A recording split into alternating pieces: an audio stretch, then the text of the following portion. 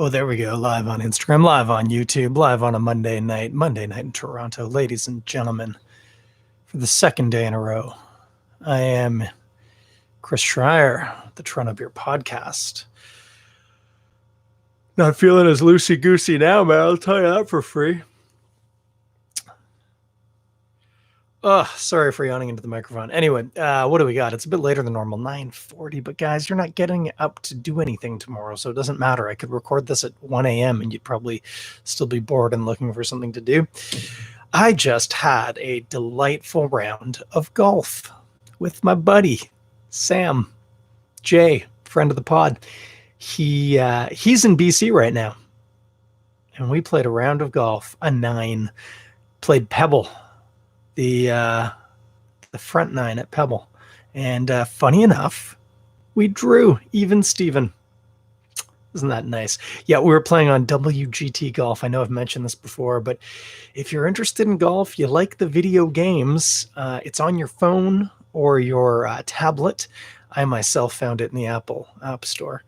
I found it years ago. I started playing it, and then sometimes games they run out. You kind of hit the end of their useful life, even though there's still more to go. Kind of did that.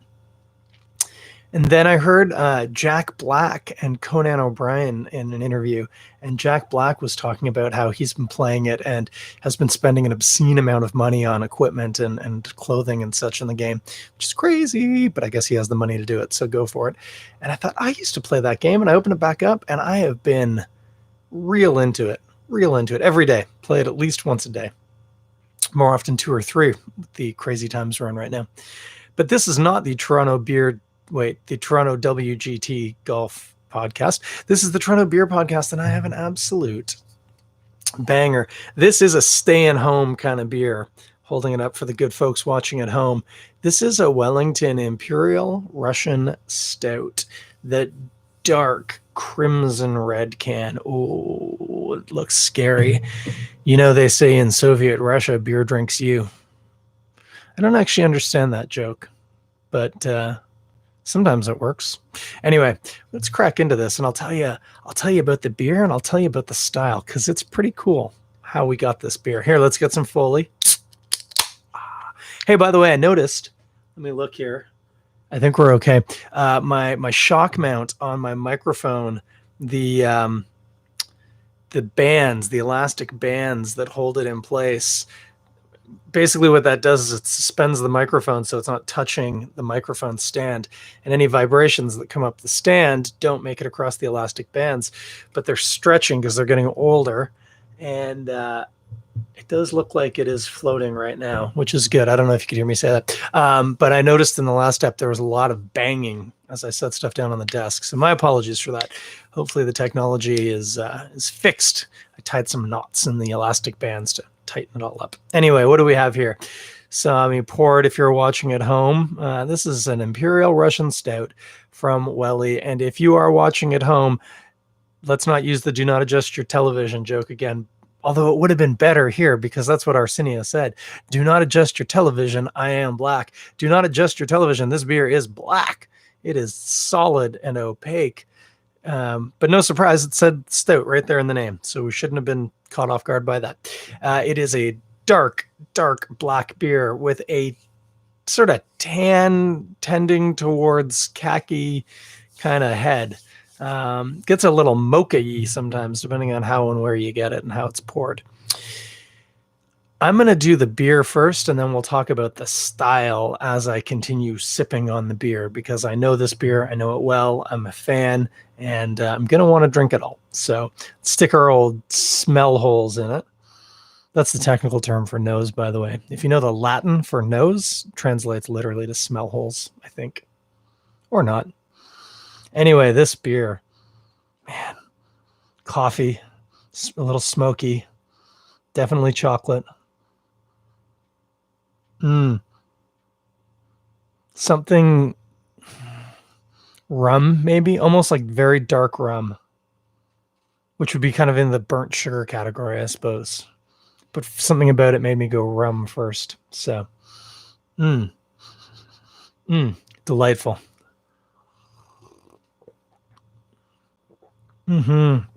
Oh man, So roasty. Obviously black malts, right? But it's not a beer that's made with smoked malts, but it's smoky, but not ashtray smoky. No, gently smoky. Again, coffee. Well, you know what? It's like French roast coffee, like smoky coffee. Honestly, a bit less chocolatey on the palate now that I'm really thinking about it, but quite a bit of burnt sugar. Quite a bit. Yeah, burnt sugar and rum and smoky coffee. Wow. That sounds like a not bad evening. Throw a cigar in there and I'm as happy as a clam at high tide. Yeah, definitely a bit less chocolatey. The chocolate on the palate's more cocoa-y. It's bitter. It's like powdery bitterness as opposed to like milky chocolateness. On the nose, it smelled a little bit more like chocolate, not like cocoa. But on the palate, yeah, it's quite dry. The other thing, of course, it's hot, not spicy, not picante, not spicy like we talk about with like yeasts and hops, but I mean like alcohol heat. Because if we can check, oh yeah, 8% alcohol by volume. I was going to say 9, 8%. It's not for the faint of heart. Or maybe if you're feeling faint, you could revive yourself with a bracing sip of Imperial Russian Stout from Wellington. Lingers though, like I'm still chewing over smoky coffee chocolatey goodness. It really carries on, and the body on it's quite dense. It's funny. I had a can the other day too, so I kind of cheated. It's not as weighty as I remember it. Now, dark malts typically actually don't contribute a lot of body to beer. They can thin beer out almost a little bit. But this one, because at 8% alcohol, you need such a heavy mash to get that level of sugar, to get that alcohol. It can be quite thick. The sugar content, the residual sugars can leave quite a bit of weight to the beer. But this one, like I say, I had one a couple of days ago, and then I hadn't had one in probably 2 or 3 years before that. So I don't know if my memory's a little off, or if perhaps they've tweaked it a little to make it a little bit more kind of modern. But man, oh man, it is so good. You know what's amazing? I can taste. I would bet, and I might be wrong, but I would bet, in spite of, or not in spite of, but in addition to all that smoke and chocolate and coffee and whatnot, I would say almost certainly Maris Otter. There's a real pronounced malted barley sweetness. It's sitting underneath everything. It's like it's like the canvas, but it's notable. And so Maris Otter is a very British malt, but they might just be using straight 2-row, but I don't think so. Welly, get at me. Marvin, tell me. Is that Maris? I think it is, but I could be wrong. With regards to hops, couldn't tell you. No idea. Likely a noble hop, possibly a British hop, Fuggle or East Kent Golding, something like that. If I really think about it, it's a little hard because the coffee has a tendency. Hang on.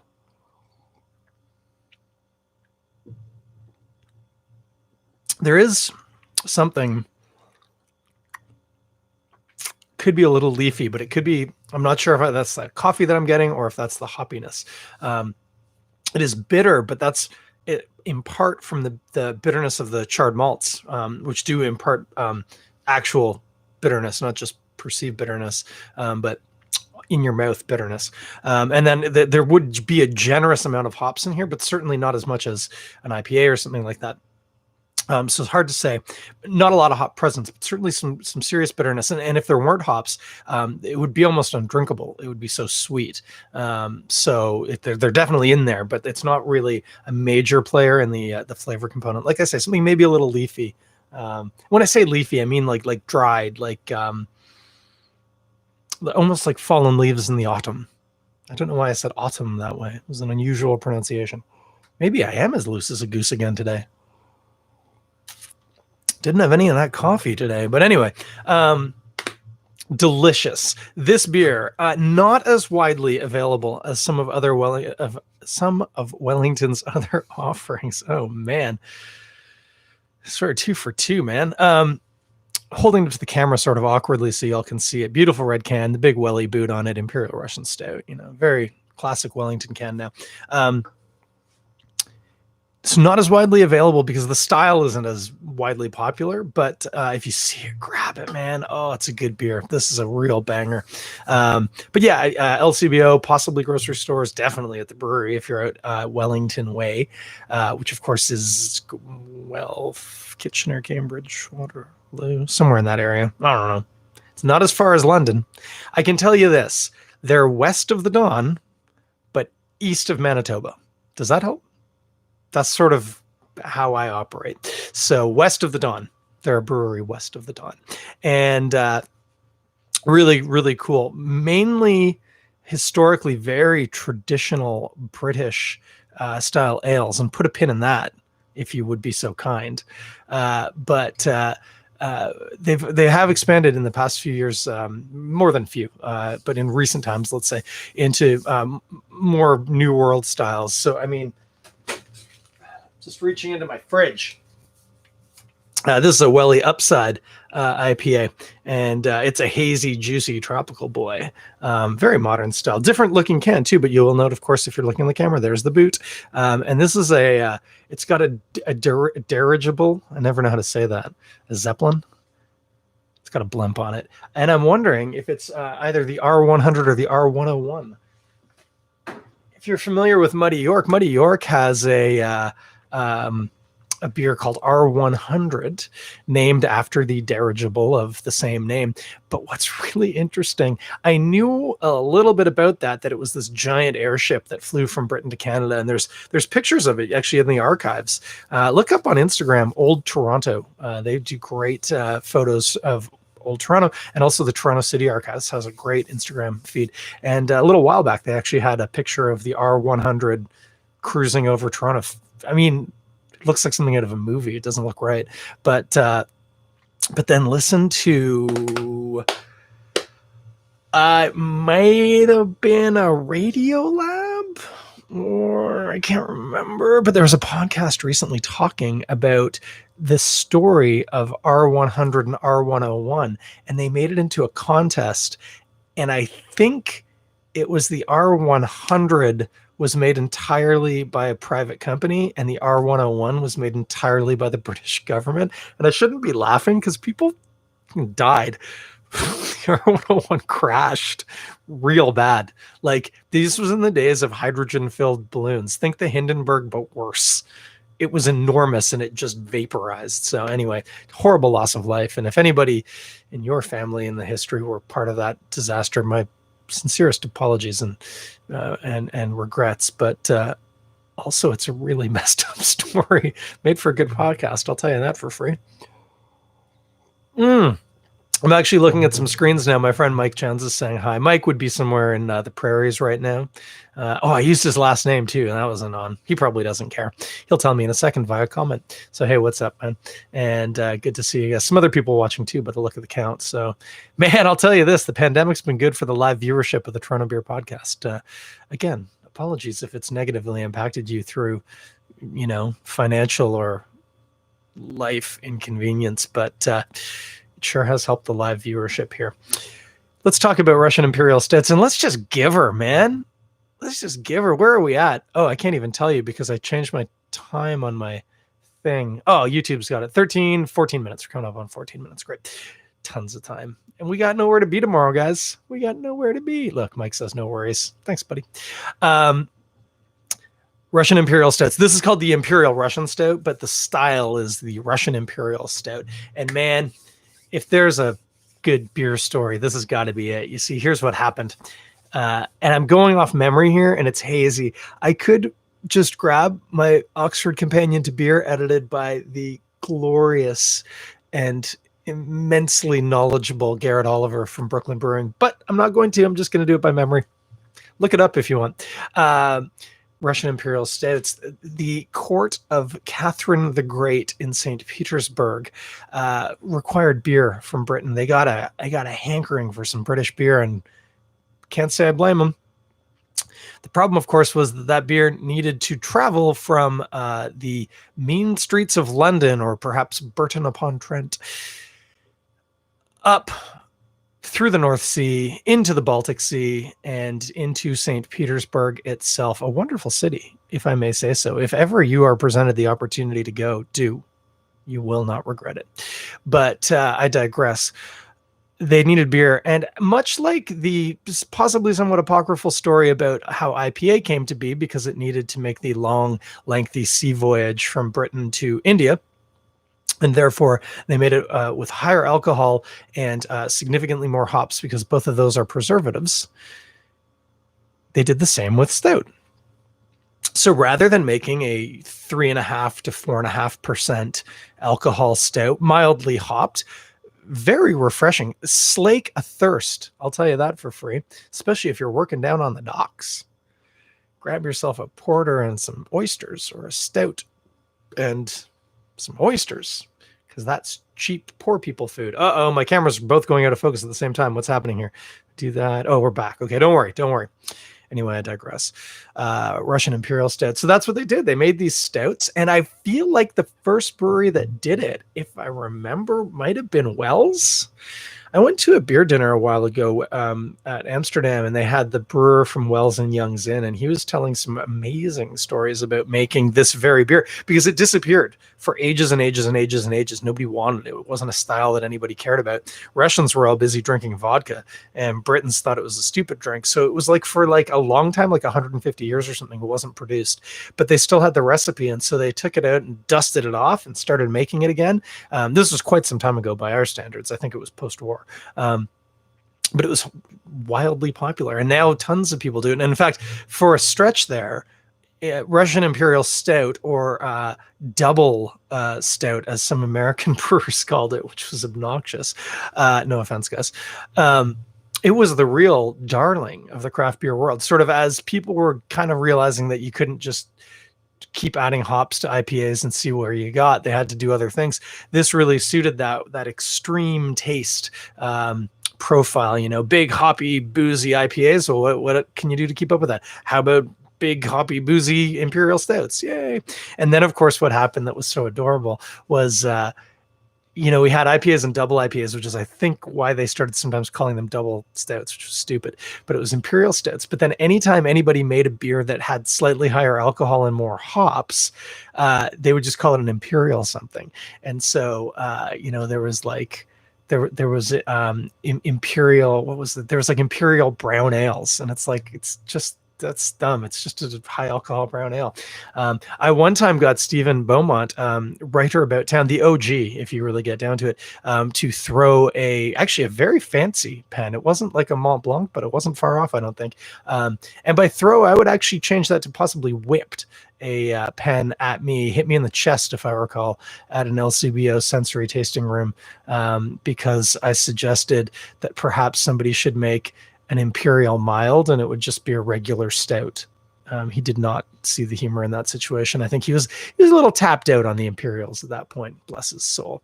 Haven't seen that guy in a while, but I see him on the socials and he looks like he's doing well. Mustacheless. He did the full Trebek and shaved off his mustache. So good on you, Stephen. Anyway, that's Imperial Stouts. I hope you learned a lesson. You were taking notes. There will be a test at the end of this. What else have we got? Look at this. It's about 18 minutes. I just seem conditioned to just want to make podcasts that are somewhere between 18 and 22 minutes long. What do we got? Well, I'm off right now. Oh yeah, I mentioned that, of course, yesterday, because I just did a podcast yesterday. I'm off all week. And I know I said this when I was on holiday, but when I was on holiday, I could do things like leave the house and go fishing. And I can't do either of those things now. I've been doing some work on some really nice guitars. If you are interested in the purchase of a probably 70s vintage, but their record keeping was really poor at that time, Japanese made Yamaha FG 140, beautiful old guitar. Big folk guitar. It's built to be like I think it's supposed to be like the D28 by Martin. Anyway, I got one of those.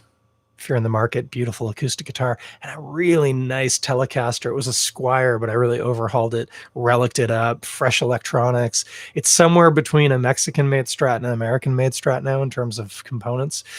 Really nice guitar. If you're looking for a real beautiful player, it's got an expanded switch on it too. It's a 4-way, so you get series and parallel between the two pickups. But this, as I always say, is not the Toronto Telecaster podcast. It's the Toronto Beer Podcast. And I don't even know what I was talking about. Oh, I was explaining why I might not make another podcast this week, but I might. Who knows? Keep your eyes on the skies, Junior Rangers, as my friend Jordan St. John says, because you will get the notification on your Instagram or on your YouTube account that, hey, Chris is going live. Get in there.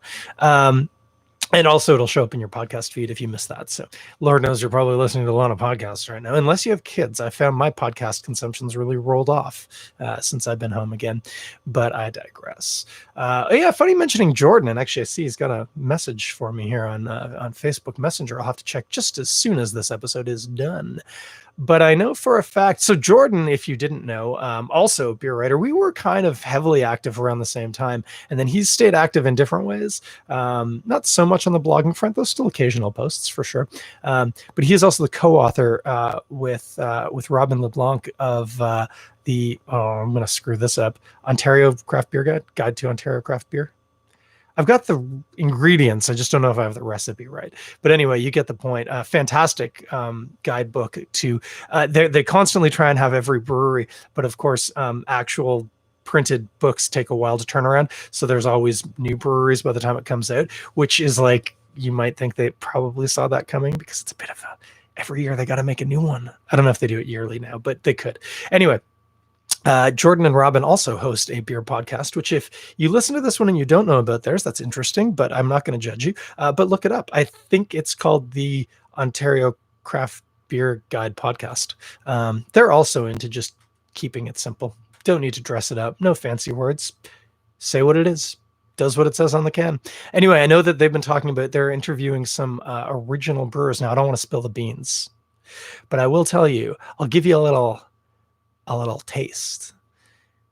Based on what beer I drank tonight, they've got an episode coming up that would probably be a good companion, let's say. Would certainly be more coherent because I'm kind of all over the map right now, but that's okay. Check them out. And other podcast recommendations. They're probably like everyone and their sister has a craft beer podcast these days. And I haven't really bothered to look too many of them up, but if you want another podcast app, I cannot say enough good things about it was a Radio Lab series called Dolly Parton's America, and it was really lovely. Even if you don't think you like country music, even if you don't think you like Dolly Parton, you should check it out. I think it's 8 eps. You can get through it in a day if you're at home quarantined, and you'll really enjoy it. I believe it's a really cool series. So that's what we got. As always, events, no, none.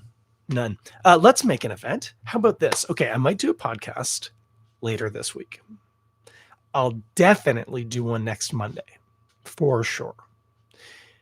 There are right now a handful of people watching live. Next time, if you're watching live, grab oh, look at this. I'm actually looking around. I'm going to have to be better at this if we're going to do this for real. By the way, Mike, Josh L, again, keeping it on the DL, says hi because you guys are on different platforms. Anyway, grab a beer. Get yourself ready. Sit back for a little incoherent ramblings of a bearded Toronto hipster about craft beer. But then we'll have a little interaction. You can message me because I can see on the Instagram here and on the YouTube over there, there's the ability for people to talk. Just say, I'm having one of these. And maybe I'll say, hey, what do you think of that? And you'll get to hear my keyboard, which sounds like this. So you definitely know I'm typing. I'm going to put that comment in just for everyone to see. It'll make sense. Josh L, Mike C says, hi. I feel like one of those old-time radio broadcasters in a time of an emergency. Tim Weston would like his family to know that him and the kids are home and safe. Pass on the message to Tim Weston's family. It's heartwarming. That was also in a podcast I listened to recently about the earthquake in Anchorage? No, Juneau. Might have been in Juneau, Alaska. Once again, incoherent ramblings. Oh, we got plenty of that. Anyway, I thought I was going to finish this beer in the time I would do this episode, and I haven't even gotten halfway, but it is delightful. So here's what you're going to do. Check out Wellington. Support them, especially if you're listening to this from that fairly wide geographical region that is enclosed by the Don River on the east and the Pacific Ocean on the west.